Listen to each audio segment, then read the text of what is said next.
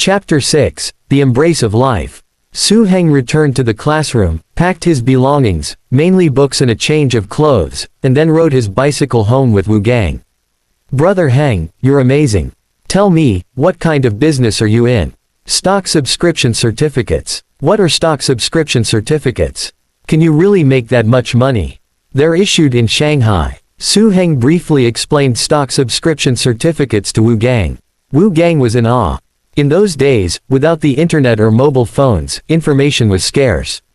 Students, who spent all their time at school, knew very little about the outside world. When Su Heng talked about Beijing, Shanghai, and buying stock subscription certificates, Wu Gang's excitement grew, and his admiration for Su Heng deepened. Venturing to Shanghai to make money was truly impressive. "Brother Heng, you're incredible. If you find any other money-making opportunities, take me with you. Even if I don't make money, just seeing the world would be worth it," Wu Gang said eagerly. "Sure," Su Heng agreed with a smile. At the crossroads where they parted ways, Su Heng stopped his bike and took out 1,000 yuan from his bag. Wu Gang understood immediately and waved his hand. "Brother Heng, your family needs money right now." Su Heng interrupted him, "Stop arguing. If you think of me as a brother, then take it." Those words were familiar, just like what Wu Gang had said when he gave Su Heng money before. Wu Gang shook his head. Though the words were the same, 1,000 yuan was a significant amount for him. Su Heng asked, "Gangzi, 5 days ago when you gave me money, did I refuse?" Wu Gang shook his head, "But that was only a few dozen yuan, and this is much more." His family was from the countryside, struggling to get by. 1,000 yuan was a fortune for them. Su Heng said solemnly, "I know it was only a few dozen yuan, but that was all you had. While 1,000 yuan is a lot for you, it's insignificant to me." "All right, I'll take it." Wu Gang stopped hesitating and accepted the money. Su Heng patted Wu Gang's shoulder, looked at the distant sky, and said calmly yet firmly, "Look ahead. I can't promise much, but I can guarantee that we won't have to worry about money anymore." "I believe you, Brother Heng." Wu Gang nodded earnestly. "Mom, Dad, I'm home." Su Heng rode his bike back and pushed open the dilapidated front door. Seeing his gray-haired parents waiting in the rundown yard, he felt a lump in his throat and almost cried. "Henger, you're back. You must be hungry. I made some food for you. Let me heat it up," Zhang Ping, his mother, said with a forced smile, her face showing the strain. Usually, she would prepare something special for her son to improve his meals.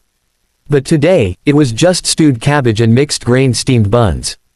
"Come inside, it's cold outside," Su Xin, his father, said, patting his son's shoulder.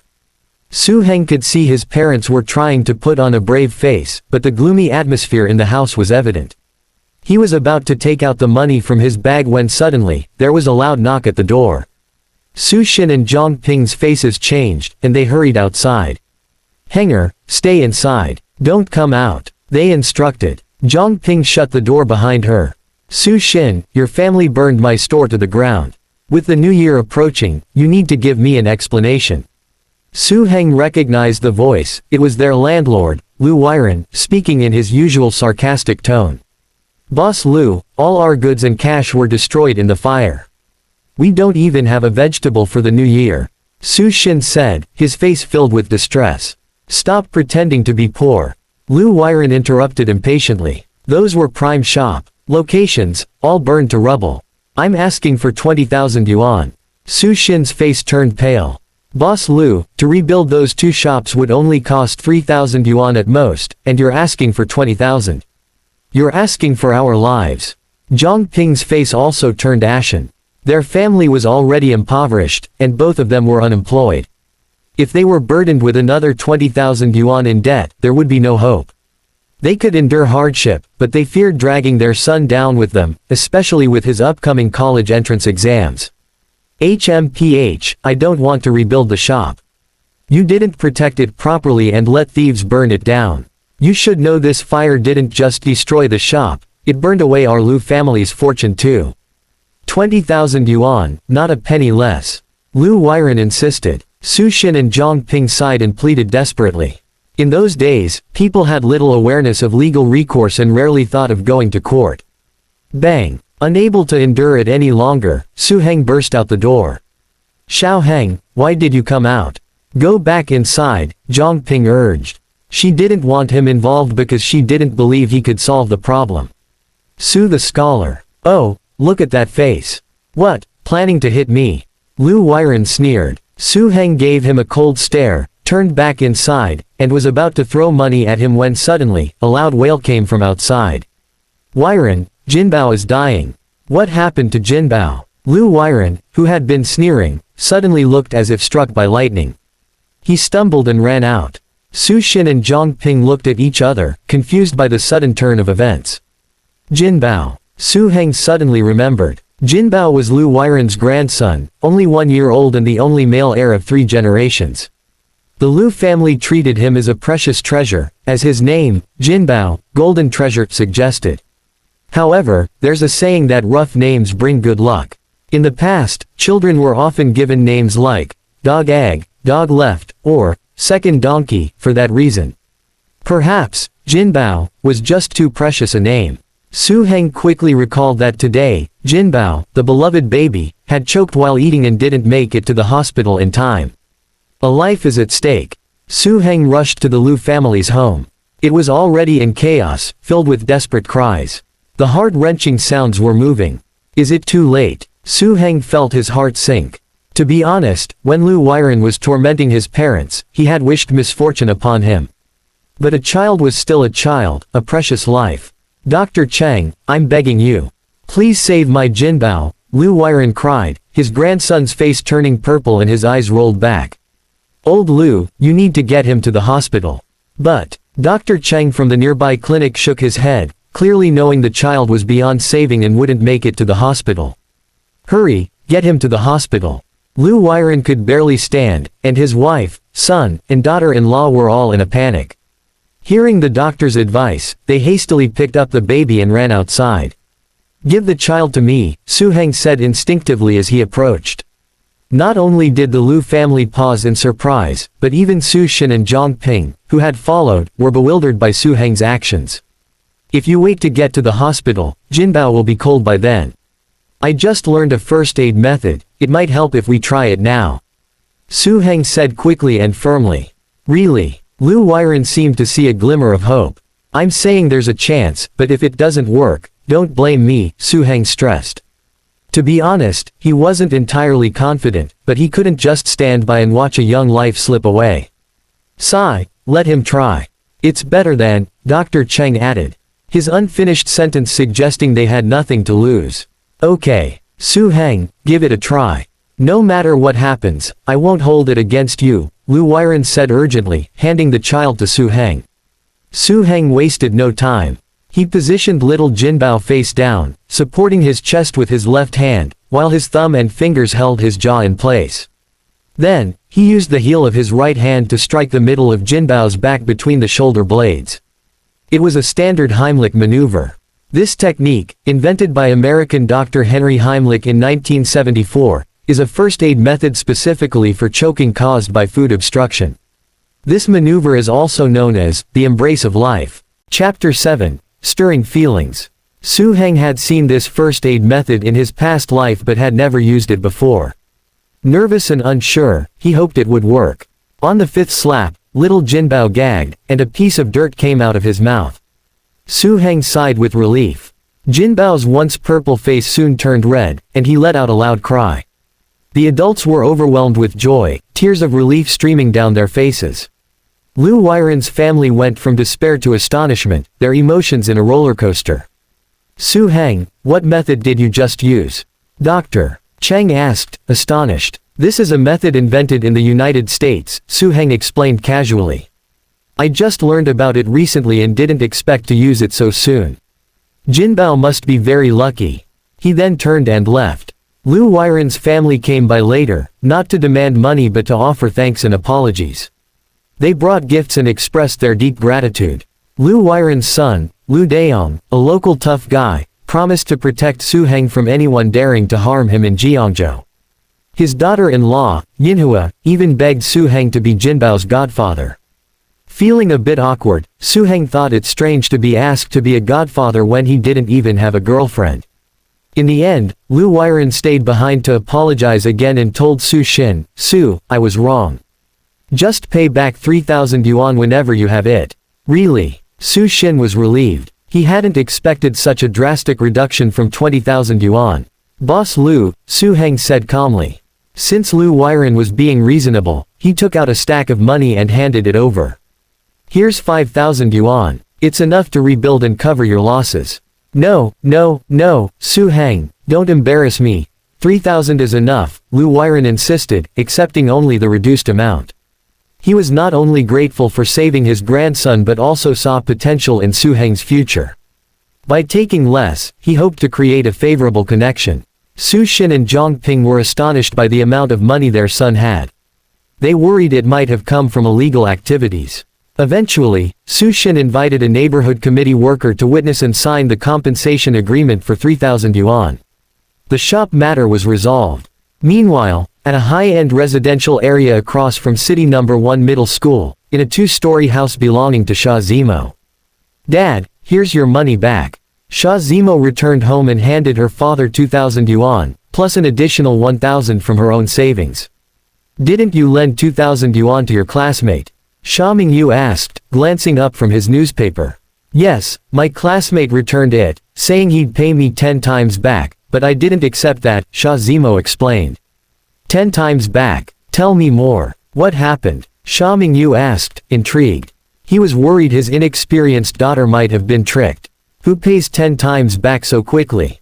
"It's simple. My classmate went to Shanghai, bought stock subscription certificates, and got lucky with a big rise," Sha Zimo said. "Stock subscription certificates?" Sha Mingyu stood up, shocked. "Yes, Dad. Why are you so excited?" Sha Zimo asked, puzzled. "So, your classmate went to Shanghai to buy these certificates?" Sha Mingyu asked, incredulous. "Yes, that's what my teacher said. He saw the news and went to buy them," Sha Zimo replied proudly, though she felt a bit uneasy, fearing her father might suspect her feelings for Su Heng. "Impressive," Sha Mingyu exclaimed. He realized that not only did his daughter's classmate make a correct judgment, but he also took action. This was extraordinary. "Yes, he's always been top in exams," Sha Zimo added proudly. "It's that Su Heng." Sha Mingyu was even more shaken. Su Heng was renowned for his exceptional academic record. He was the top student everyone talked about. "Top student, sharp vision, and great courage," Sha Mingyu said, handing a large apple to his daughter. "Darling, could you introduce your classmate to me sometime?" Sha Zimo's face flushed red, feeling embarrassed. She quickly made an excuse. "We're very busy with school. I need to go out for a bit." She didn't realize it yet, but she was starting to have feelings for Su Heng. Chapter 8, A Beautiful Encounter. At Su Heng's home, it took Su Xin and Zhang Ping a full hour to recover from the shock. They kept asking their son repeatedly, ensuring the money he earned was legitimate. Only then did they feel relieved. The gloomy atmosphere in the house vanished, replaced by laughter and joy. Zhang Ping went so far as to spread all the money out on the table and counted it over and over again. She laughed as she counted, occasionally shedding a few tears, clearly tears of happiness. Su Xin, on the other hand, sat silently nearby, smoking one cigarette after another. His fingers trembled as he held the cigarette, showing just how emotional he was. He was also a bit worried. With so much money, it felt unsafe to leave it anywhere. It took them quite some time before they realized their precious son hadn't eaten yet. "Oh dear, we've been so busy celebrating that we forgot our son hasn't even eaten," Zhang Ping said with a smile, patting her forehead. Su Xin waved his hand generously. "Throw out that wilted cabbage in the pot. I'll go to the market and buy some good food for our son." "Good idea. And since we haven't prepared for the new year yet, let's get everything done at once," Zhang Ping agreed. "Yes, let's buy plenty of chicken, duck, fish, and meat. Our son deserves a good feast." The three of them, chatting and laughing, went to the market. Su Heng, with the money in hand, started a shopping spree. Roosters, lamb, pork, vegetables, money flowed like water. Su Heng was amazed at how cheap things were at that time. He bought so much, and it still didn't even cost 100 yuan. Su Xin and Zhang Ping, however, were a bit uneasy. They had been living frugally for so long that seeing their son spend money so freely was hard for them to accept. Su-heng, let your dad and me handle the rest. You go buy yourself some clothes, Zhang Ping suggested, finding an excuse to get Su-heng away from the money. All right, Su-heng chuckled, seeing that they'd nearly bought everything needed for the new year. Once Su-heng left, his parents immediately tightened their grip on the money. Even when they spent it, it was mostly on things their son liked. After parting with his parents, Su-heng headed to the shopping street and found a relatively upscale clothing store. He planned to buy himself a decent outfit. The store was packed with people elbowing for space. Business was booming, and it was completely a seller's market, with very high profits. Boss, could you bring me that outfit to try? Su-heng managed to squeeze in and randomly picked an outfit. Try? What try? Can't you see everyone's scrambling to buy? If you like it, just tell me the size, pay up, and take it, the boss said arrogantly, his loud voice like a machine gun. The boss's attitude was rude, but he had every reason to be. After all, the clothes were flying off the shelves. After spending half a day shopping with his parents, Su-heng was already used to this kind of scene. It wasn't just clothing stores, other businesses were the same, it was almost entirely a seller's market. Doing business now is so easy. It's like picking up money, Su-heng thought to himself. After buying an outfit, he wandered over to a nearby electronics store. The electronics store was pitifully small, barely 100 square meters. He was stunned by the high prices. A 21-inch color TV was priced at 3,600 yuan. An air conditioner cost 6,600 yuan. A refrigerator was 3,800 yuan. A washing machine, 2,900 yuan. These were all standard household items in later years, but now they were absolute luxuries. A person's salary for several years, without spending on anything else, could barely afford one of these appliances. It was crazy. These appliance prices are ridiculously high. The profit margins must be huge, Su-heng thought. Opening a supermarket or an appliance store now would definitely make a fortune. Su-heng quickly came up with a money-making idea. Recalling some information from his memory, he remembered a young man named Zhang who opened a small shop specializing in air conditioners in 1991. In just 1 year, his profits reached 10 million yuan. 10 million yuan in the 1990s is equivalent to several billion yuan in 2020. If someone were to say that a small electronics shop could make several billion yuan a year 30 years later, it would sound like a joke. But in the early 1990s, when goods were scarce, this was a reality. With a preliminary plan forming in his mind, Su-heng decided to invest in a supermarket or a large appliance store after making his first pot of gold from stock certificates. Lost in thought, Su-heng nearly bumped into someone. Looking up, he was surprised to see Sha Zimo. Sha Zimo was dressed fashionably and elegantly, standing tall and graceful. Her delicate face, in the cold winter air, looked like finely carved jade, stunningly beautiful. Su-heng, are you here to buy appliances? Sha Zimo asked, not expecting to run into him while shopping. Her pretty face couldn't hide her happiness. Just browsing. What about you? Su-heng replied with a smile. I'm just browsing too, Sha Zimo said. Why don't we stroll together then? No need for formal plans, Su-heng suggested with a smile. Okay. Sha Zimo hesitated slightly, a bit reserved, but eventually nodded. Walking side by side through the crowd, they attracted many glances. The boy was handsome, and the girl was pure and beautiful, adding a bright spot to the bustling market. Sha Zimo's face turned a deep shade of red, worried about running into someone she knew. She instinctively distanced herself a bit from Su-heng. This girl is so shy and cute, Su-heng thought, noticing her reaction but saying nothing. They ended up, almost naturally, at the Xinhua bookstore, where it was much quieter. I'm sorry you've had to deal with all the gossip lately, Su-heng said seriously. On the way home from school, he had heard from Wu Gang that there were many rumors in school about Sha Zimo. Some said she was shameless, even paying money to chase after Su-heng. Su-heng guessed that Hu Shui was likely behind the rumors. No, it's nothing. Sha Zimo's eyes reddened instantly, but she forced a smile and said, I'm just happy to help you. So adorable, Su-heng thought.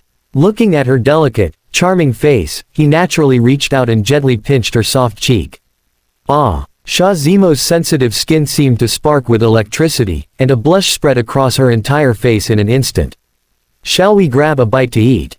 Su Heng said, moving his hand to gently pat her head. Su Heng's move was sudden and intimate, leaving Sha Zimo a bit dazed. She only snapped out of it after Su Heng walked ahead. She shot him a glare, but there wasn't any real anger in her eyes. There weren't many decent restaurants around, so Su Heng chose a local specialty shop known for its lamb hotpot. The steaming hotpot, with its spicy and savory flavor, was perfect for the cold winter season. Su Heng ate heartily, while Sha Zimo, more reserved, ate slowly with her rosy lips. Su Heng ate lamb, while Sha Zimo stuck to vegetables. You're still growing, you need to eat some meat, Su Heng said, placing a few pieces of lamb in her bowl. Blushing, Sha Zimo accepted them and ate a few pieces before insisting she wouldn't eat more. By the way, my dad wants to meet you. Sha Zimo hesitated for a long time after their meal, finally speaking up. What did that mean? Su Heng was startled, thinking of many possibilities at once. Could it be that Sha Zimo's father wanted to assess a future son-in-law? Don't get the wrong idea. I'm sorry, Su Heng. I told my dad about you buying stock certificates, and he was really impressed. He wants to meet you, probably to discuss the certificates, Sha Zimo explained. Alright, my family will be busy for the next couple of days, but we can set a time after the new year, Su Heng readily agreed. He had managed to buy the stock certificates thanks to Sha Zimo's help. Since she had brought it up, it was only right to go meet her father. Chapter 9. Viral Snacks and Unbelievable Memory. After parting ways with Sha Zimo, Su Heng returned home to find a table full of delicious dishes prepared by his mother, Zhang Ping. Xiao Heng, these are all your favorite dishes. Eat up, Zhang Ping said eagerly, watching her son with anticipation.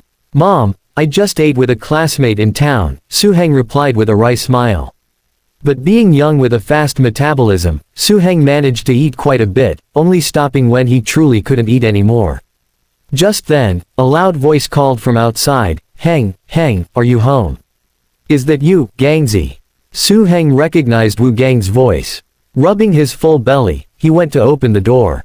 Wu Gang stood at the entrance, bundled up in a thick coat. In one hand, he held 2 wild pheasants, in the other, a large burlap bag. Grinning, he said, Heng, I brought some New Year's gifts for you. What's in the bag? Su Heng asked, taking the heavy burlap bag without hesitation. Su Xin and Zhang Ping came out. They were familiar with Wu Gang since he often came over to hang out with Su Heng. When they saw the gifts Wu Gang had brought, they were taken aback and said, you shouldn't have brought so much. Uncle, Auntie, I just hunted these pheasants up in the mountains, and the mushrooms in the bag are wild too. They didn't cost a thing. I wanted you and Heng to enjoy some fresh treats, Wu Gang said with a chuckle. This is a bit too much. Zhang Ping felt the gifts were unexpected and a bit too generous. Mom, Gangzi meant well. Let's just accept it, Su Heng said, then invited Wu Gang inside to eat with them. It was obvious that his friend had gone straight to the mountains to hunt as soon as he got home and probably hadn't eaten yet. After some polite refusals, Wu Gang finally sat down. Here's some dried bean curd my mom made. It's really tasty, he said, pulling a glass jar from the bag. Su Heng's eyes lit up. The snack looked like the spicy sticks from his previous life. He tried one and found it tasted remarkably similar, delicious. Su Xin and Zhang Ping also tried it and couldn't stop praising it. Wu Gang finished his meal quickly and left soon after. After dinner, Su Heng chatted with his parents, and naturally, the conversation shifted to money. His parents had decided to save it for his education and future marriage. Mom, Dad, I won't need that much money for school, and who knows when I'll get married. Right now, there are business opportunities everywhere. I think it's better if you start a small business, Su Heng suggested. No way. What if we lose it again? We wouldn't be able to manage, Zhang Ping shook her head repeatedly. The fire that destroyed their clothing store had left a lasting scar on her. Moreover, this was money their son had earned. If they lost it, they wouldn't forgive themselves. Many companies are shutting down, and more workers are being laid off. Jobs are hard to come by. You and Dad shouldn't just sit around, Su Heng continued to persuade his parents. Mentioning the wave of layoffs, Su Xin and Zhang Ping both sighed deeply. Su Xin said gravely, yes, the first cotton mill used to be so prosperous, and now it's in trouble. It hasn't paid wages for 6 months and is getting ready to sell. Even the food factory closed down recently. Su Heng knew well about the economic situation of that period. As market reforms progressed, private enterprises thrived, while state-owned factories, burdened by outdated management and business practices, couldn't keep up with the times and were inevitably phased out. It took a lot of effort, but he finally convinced his parents to start a small business. Doing clothing can be profitable, but I really don't want to open a clothing store again. Zhang Ping was quick to dismiss the idea. How about opening a small grocery store? Su Xin suggested. I think that's a good idea. A grocery store has low costs and good profit margins, plus there's little risk, Zhang Ping agreed. Xiao Heng, what do you think? They asked for Su Heng's opinion. Su Heng hadn't intended to get involved, but while munching on the dried bean curd Wu Gang had brought, he suddenly had an idea. How about making spicy sticks? There were no spicy sticks on the market yet, they would only appear a few years later. When they did, they quickly became popular nationwide and even internationally. In the era of mobile internet, spicy sticks became the top viral snack, with an annual production value exceeding tens of billions of yuan. He believed that introducing spicy sticks now could definitely turn a decent profit, even if it didn't make them a fortune. More importantly, this was a business his parents could handle. Other ventures like supermarkets or electronics stores were too big and complicated for them to manage. Spicy sticks. His parents were hearing this term for the first time. It's like the bean curd sticks Gangzi brought over, just with a new name. But we'll need to improve it, make it spicy and numbing, Su Heng explained, holding up the bean curd stick in his hand. These are indeed tasty, people would buy them. I think it's a good idea, Zhang Ping quickly agreed. Mainly, she thought it was a small business that wouldn't require more than a few hundred yuan. Even if they lost it all, it wouldn't be a big deal. Su Xin nodded in agreement as well. Mom, when you have time, visit Wu Gang's house and see how they make these. Then, follow my instructions to improve the recipe. Alright. Gangzi brought so many gifts today, I'll go return the favor tomorrow and ask them, Zhang Ping agreed. If it works out, we could consider bringing Wu Gang's family in as partners, Su Heng suggested, thinking of his friend's family.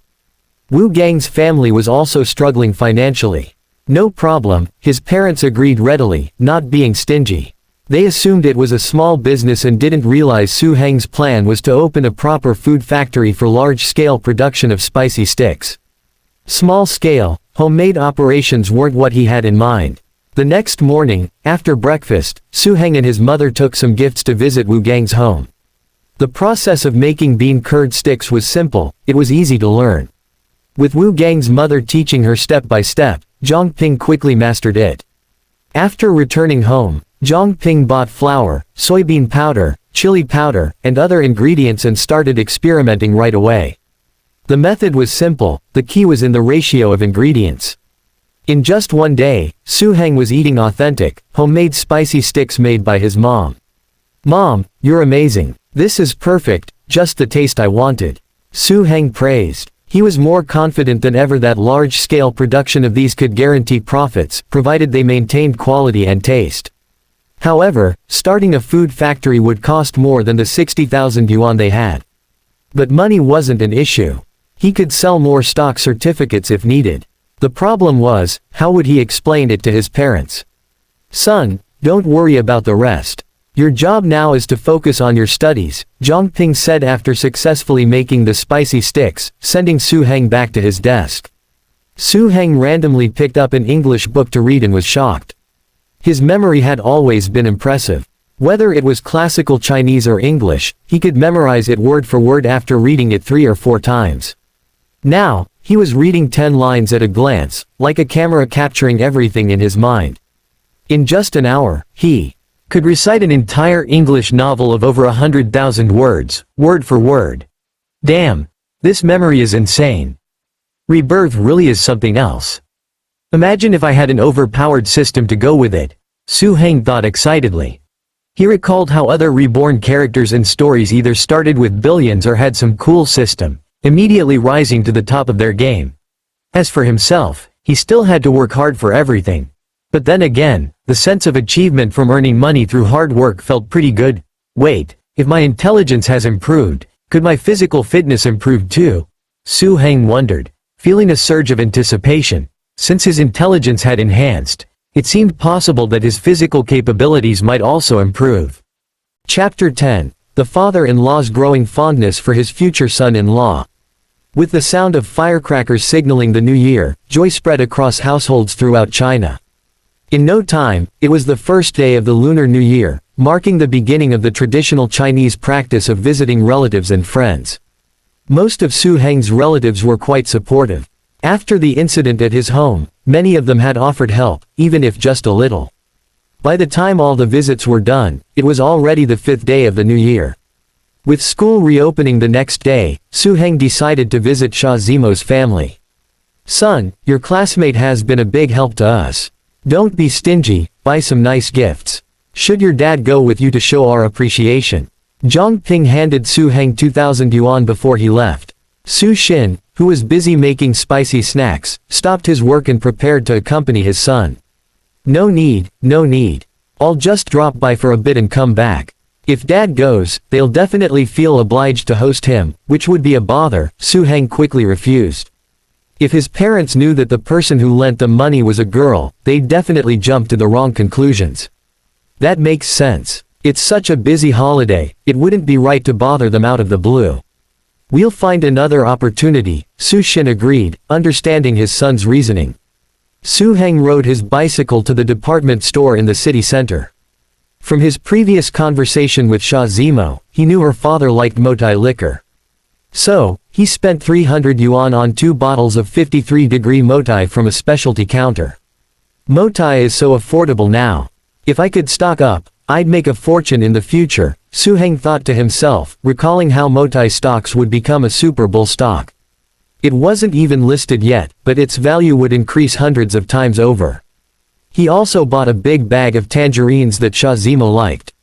But what about her mother? He had forgotten to ask what her mother liked last time. He decided to buy a set of cosmetics instead. Half an hour later, Su Heng arrived at a luxurious Western-style villa. Sha Zimo had been watching by the window since early morning. When she saw Su Heng, she hurried downstairs to open the door. "Why did you bring gifts? If I had known, I wouldn't have let you come," Sha Zimo said with a mix of joy and slight annoyance on her delicate face. "It's New Year's, it wouldn't be right to come empty-handed," Su Heng replied with a smile. "Su Heng, right. Come on in," Sha Mingyu greeted him warmly. "Hello, Uncle Sha," Su Heng greeted as he walked into the house. He saw a beautiful woman with an elegant demeanor sitting on the sofa, clearly Sha Zimo's mother. He quickly greeted her politely, "Hello, Auntie." "HMPH," Zhouya replied indifferently. She glanced at the gift Su Heng had brought and said coldly, "I heard your family had some trouble before the new year. Why are you still wasting money? You should take these back and return them." Seeing her mother's understanding demeanor, Sha Zimo quickly agreed. Su Heng just smiled and didn't say much. He wasn't there to fawn over anyone. He didn't need to. "Su Heng, I know you're doing well academically, but Zimo still needs to work hard to get into a good university, so." Zhouya said directly, staring at Su Heng. "Do you understand what I mean?" Sha Zimo, who was making tea for Su Heng, froze upon hearing her mother's words. What did Mom mean by this? "I understand," Su Heng nodded. He knew exactly what Zhouya was implying. She was worried he might distract Sha Zimo from her studies. To put it bluntly, "Stay away from my daughter." And with her cold attitude, it was even clearer, don't even think about dating her. "All right, Sha," said Sha Mingyu, who had been silent. He glanced at his wife lovingly and said warmly, "Go to the kitchen and prepare some food. I'd like to have a chat with Su Heng." "Zimo, come with me." Zhouya took her daughter to the kitchen. With a slightly frustrated expression, Sha Zimo followed. She wanted to stay and listen to what her father would discuss with Su Heng. In no time, only Su Heng and Sha Mingyu were left in the living room. "Have some tea. Make yourself at home," Sha Mingyu smiled and gestured. "Uncle Sha, is there something specific you'd like to ask?" Su Heng asked straightforwardly after taking a sip of tea. Sha Mingyu nodded to himself. From the moment Su Heng had arrived, he had been observing him closely. The more he looked, the more he admired him. This young man was calm, composed, and confident, a rare talent indeed. In such a short time, Sha Mingyu had formed his own opinion. this young man would achieve great things. I heard from Zemo that you went to Shanghai alone to buy stock subscription certificates. Honestly, I was quite shocked, Xia Mingyu said seriously. I just got lucky, Su Heng replied humbly. But I have to thank Zemo and you, Uncle Xia. Without your financial support, I would have missed this opportunity. Think nothing of it, Xia Mingyu waved it off and joked. When Zemo came back to get the money that day, she didn't explain clearly. If I had known you were buying stock subscription certificates, I would have let her bring more. Su Heng couldn't respond to that. If Xia Mingyu had known he was going to buy subscription certificates, he would probably have been even more worried.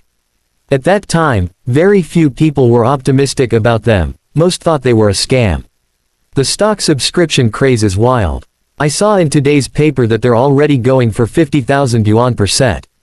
Xia Mingyu continued regretfully. It's a shame. You should hold on to them, I think they'll go up even more. From what he had gathered, Su Heng bought 3 sets. In just a few days, he had missed out on 60,000 yuan. And by the looks of it, prices would keep rising. If you're confident they'll go up, Uncle Xia, why not consider buying some yourself? Su Heng suggested. Xia Mingyu paused, thinking, yes, I've been lamenting the crazy rise of these subscription certificates, but why hadn't I thought of buying some myself? They've already gone up more than tenfold. Isn't that a bit high? He asked. Any business has its risks, right? Su Heng replied. He couldn't directly say that the price would rise to hundreds of thousands per set and that the current price was not high at all. Well said. Xia Mingyu slapped his thigh, suddenly enlightened. If he believed they were going to rise and there was a high probability they would, why not take a chance? If a high school student like Su Heng dared to make a move when no one else believed in it, why should he be afraid? Subscription certificates are hot right now. Be prepared, it might be tough to get your hands on them, Su Heng reminded him. Thank you for the tip, Su Heng. I'll withdraw some money from the bank right away and try my luck. We'll chat again sometime soon, Xia Mingyu decided quickly and acted just as swiftly. Are you going to Shanghai, Mingyu? Joya hurried out from the kitchen. She glared at Su Heng, annoyed that he had talked her husband into going to Shanghai to buy subscription certificates. Yes, pack my things quickly. I'm heading to the bank first, he replied. I'm coming with you, Joya insisted. What about Zemo? She starts school tomorrow. She can stay at her grandmother's for a day. All right. The two quickly agreed to leave together. Zemo pouted, still trying to process everything that was happening so fast.